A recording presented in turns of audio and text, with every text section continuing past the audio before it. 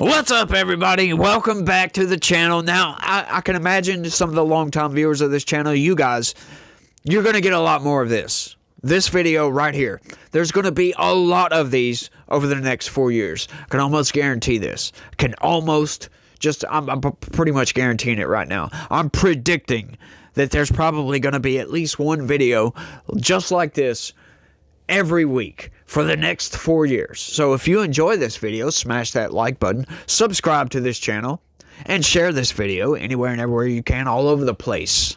Yeah, as a matter of fact. Check this out, y'all. This is nuts.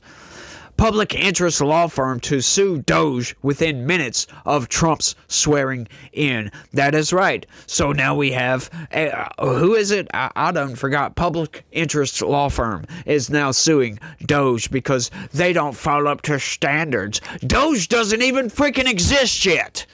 These people are insane, and there's going to be nothing but lawfare against the Trump administration. So this is something I can't stand about the way our system works, right? And I understand why the system was put in place like this, but you know, the reasoning behind some of these lawsuits, right? Just, you know, it boggles the mind as to why somebody would bring this lawsuit in the first place. Like, really, you're going to go after Doge, a government efficiency board who advises Donald Trump? It's an advisory board, for crying out loud. What crimes could they commit? Right? This is just nuts. Well, let's get into it, though. The public interest law firm, National Security Counselors, say it will file a lawsuit in federal court challenging the Department of Government Efficiency, a non-governmental entity spearheaded by President Donald Trump, to help advise on cuts to government spending and regulation within minutes of Trump swearing in, according to the Washington Post. The complaint alleges that the Department of Government Efficiency, or DOGE, meets the requirements to be considered a federal advisory committee, groups that are known as FACs, or FACAs, and therefore must follow regulations outlined in a 1972 law governing how FACAs operate. FACAs must, for example, file a charter with Congress, keep regular minutes of meetings, and ensure meetings are open to the public. Doge doesn't appear to have taken those steps, according to the Post. Well, you know what I would have to say about that? They don't even exist yet. They're not going to exist until Donald Trump creates it. So right now, sure, you might have an actual Doge committee that has been put together, and they may have staffers, but they're not official. They're not doing anything. They're not advising Trump yet. So suing him as soon as he gets sworn in is just insanity. Like, these people are outright nut jobs. Like, you're going to sue the Trump administration before the Trump administration is even the fucking Trump administration, right? This is just absurd. I'm sorry for the language, but this is really pissing me off, because why are you guys wasting money on nonsense? You're wasting everybody's time. This dude hasn't even got into office yet, and you're already suing him into oblivion over nothing, over what you conclude as being corrupt or something for some reason. And it doesn't even exist yet. In your mind, I guess, leftists, you're just nuts. That's all I got to say. You're just nuts. The watchdog group Public Citizens has also criticized Doge for failing to adhere to FACA requirements. It doesn't exist yet, which stipulate that membership of the advisory committee must be fairly balanced in terms of the points of view represented and the functions to be performed by the advisory committee. To help remedy this, the co-presidents of Public Citizen, Lisa Gilbert and Robert Weissman, last week requested that the Trump transition team co-chairs appoint them to serve on Doge. As things stand, Doge's membership falls far short of satisfying FACA's fair balanced requirements, according to you guys. But, let's have an independent observer come in and check everything out. Oh, hang on, we can't do that before Trump gets put into office because it doesn't really exist yet. These people are nuts, y'all. As things stand, yeah, the two wrote. They also point out that the duo tapped to lead Doge, billionaire and GOP megadonor Elon Musk, and tech entrepreneur Vivek Ramaswamy both stand to potentially benefit financially from lessened federal regulations. So what? Of course they will, but so will everybody else. Right? So will millions of other people in this country. What does that really matter? Like, this is a nonsense argument that makes absolutely no sense. Sure, they may benefit, but the whole country is going to benefit, because once you start loosening these regulations, the economy can flourish, for crying out loud. So everybody's going to benefit. Not just Elon Musk. They're trying to make it seem like, oh, it's just Elon Musk and Vivek Ramaswamy, or, just these rich people over here are the ones that are gonna benefit from these regulations being lessened. These people are nuts, y'all. They don't ever think 2 or 3 steps down the road. CBS News reported Sunday that Ramaswamy is expected to depart DOGE and announce a bid for Ohio governor. Yeah, we covered that the other day.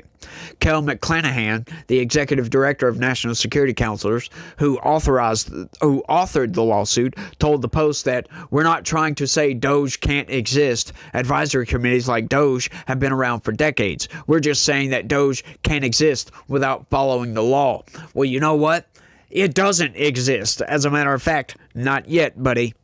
Another source the Post spoke with, Sam Hammond of the Foundation for American Innovation, who has been a fan of DOGE's efforts, told the paper that until Trump actually treats DOGE as a FACA, it doesn't need to follow FACA reporting rules. Exactly.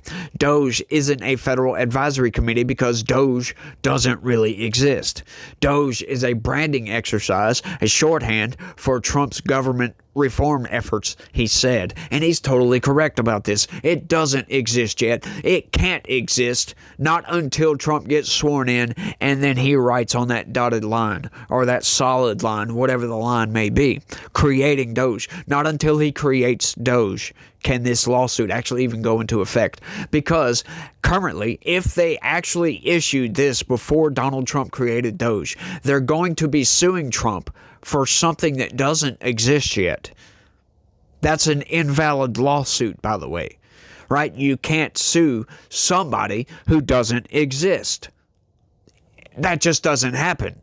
They're going to laugh these people right out of the courtroom. Of course, it probably won't happen like that.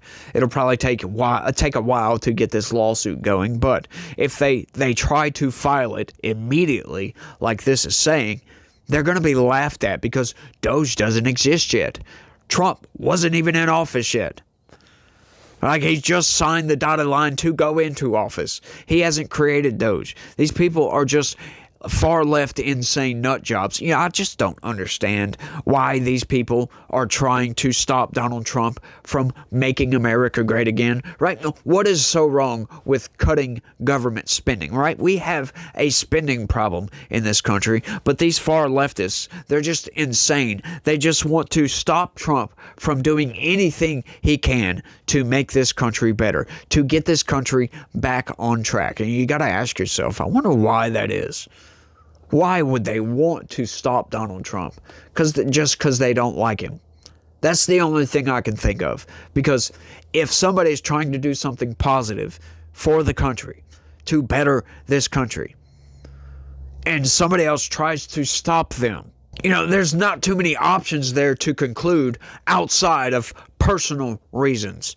And I'm sorry, you don't take, something like this, suing DOGE, suing the federal government, for crying out loud, the President of the United States, because of personal reasons. That's absurd. But early January reporting from the Post indicates that DOGE is more than just a branding exercise. Citing anonymous sources. Oh, there we go, y'all. Once again, we had some anonymous sources come in and spill all the beans about what is going on in DOGE. Oh, they're over here telling us they've got 100 staffers by day one. They want to do this and they want to do that. Well, you know what? Wanting to do something and having the ability to actually get it done are two very different things. Citing anonymous sources, the outlet reported that the aides with DOGE have spoken to staffers at more than a dozen federal agencies to begin preliminary interviews that will shape the tech executives' enormous ambitions to tame Washington's sprawling bureaucracy. There has also been a hiring sprint. DOGE is aiming to have nearly 100 staff in place by Trump's inauguration, according to the paper. But it still doesn't begin yet, right? DOGE still is not a thing. And just to bring a little bit of clarity as to where this lawsuit is coming from, this very news outlet that is bringing this lawsuit to you had this directly below where the article ended. That was the entirety of that article. But I saw this little outlined box, so I just kept reading because it looked like a continuation of the article. But check this out, y'all. On January 20th, it begins. I wonder what the it could be, huh? Political revenge, mass deportations, Project 2025. Unfathomable corruption, attacks on Social Security, Medicare, and Medicaid, pardons for insurrectionists, and all-out assault on democracy. Republicans in Congress are scrambling to give Trump broad new powers to strip the tax-exempt status of any nonprofit he doesn't like by declaring it a terrorist-supporting organization. Trump has already begun filing lawsuits against news outlets that criticize him. At Common Dreams, which is the news publication, we won't back down, but we must get ready for whatever Trump and his thugs throw at us. As a people-powered nonprofit news outlet, we cover issues the corporate media never will. But we can only continue with our readers' support. By donating today, please help us fight the dangers of a second Trump presidency. Now, to me, that screams grift all over the place. That is the biggest grift I've ever seen in my entire life. These people, once again, are insane, left-wing nut jobs. Like, I hope somebody from this news publication sees this here very video, because you are nuts. You're insane. You need to stop with all this nonsense. Stop with your delusional reality building over here. Come back down to earth. Parachute in. Whatever the hell you gotta do. Like, slap yourself silly so you can slap yourself sane. Right? Because this does not line up with how reality works, right? Trump is not out for political revenge. He's going to go after criminals, right? Mass deportations, yes. What is wrong with that? Project 2025? That's delusional. That's just delusional. He's already said he doesn't agree with that. He's got his own agenda, which is Agenda 47, in case you guys aren't well read on that, as a matter of fact. Threats to democracy. Yeah. Threats to your democracy, you insane whack job. Yeah, we don't want your democracy. We live in a constitutional republic. We are not a democracy. I'm sorry to break that to you. You can scream to the high heavens all the hell you want to, but we are not a democracy. We're a constitutional republic that just so happens to use democratic means to elect our representatives. Yeah, we're a constitutional republic, by the way. These people are just nuts, y'all. And once again, the idea that you're going to sue something before it even exists just kind of tells you where their heads lie, right? Or where their mental processes or their mental faculties just clearly aren't there. There's something wrong with these people, right? And we're going to get a lot of this. I can almost guarantee you of that. We're going to get lots and lots and lots of lawsuits against the Trump administration just because it's the Trump administration. And these people are insane. They don't want Trump doing anything positive for this country. They don't care about the right. They think we're all extremists or something over here. Like I didn't even consider myself right wing before I started doing this. Right? But seeing what the left actually is, and I'm like, no, I don't want any part of that. I don't want no part of what they're doing over there, because I'm not insane. I happen to like logic. I happen to like, going to my house and having a normal conversation with my old lady, right? Having a normal conversation with my kid, having normal conversations, disagreeing with my coworkers, shaking hands after the fact, and then going home, right? I don't want to yell and scream and gnash my teeth and call these people evil. I don't want to do that. But my hand is being forced in certain cases to call these people evil. Because when you obstruct just for the sake of obstruction, and you don't even really realize what you're obstructing here, then yes, that dives into the evil. These people are outright evil.